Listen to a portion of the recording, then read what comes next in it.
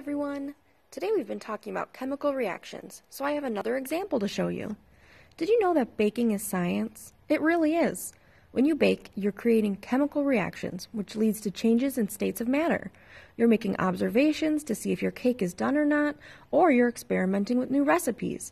This is all part of science.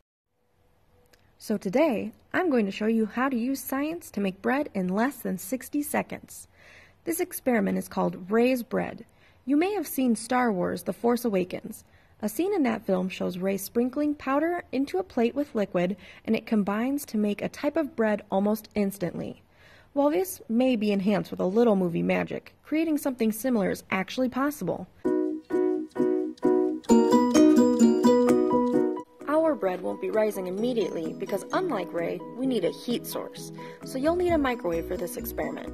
You'll also need a microwave-safe mug, a spoon or something to stir with, half a teaspoon of vegetable oil, 1.5 tablespoons of sugar, 4 tablespoons of flour, a 1/4 teaspoon of baking powder, 1 pinch of salt, 2 tablespoons of whole milk, or soy milk, almond milk, water, or another preferable alternative.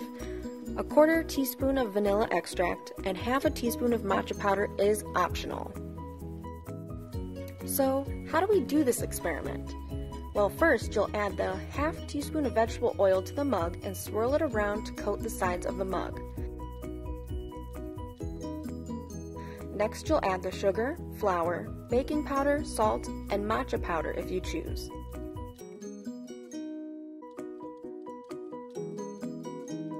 You'll add the wet ingredients next, so carefully pour in the milk, or an alternative, and the vanilla extract. You will then take your spoon or stirrer and stir all of this together to make a nice thick batter. After all the dry ingredients seem to be mixed into the batter, place your mug in the microwave and set the time for 60 seconds, or 1 minute.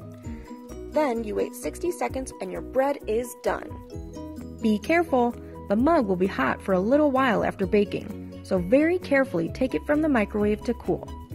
Once it is cooled to your liking, grab a fork or spoon and dig in. So what happened?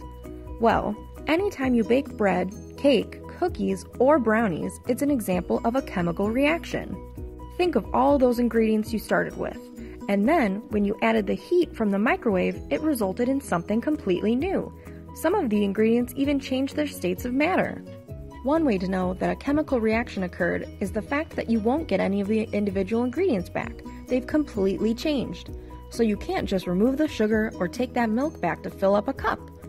So, the next time you bake, think about how you're using science to make something delicious. Stay safe and stay curious!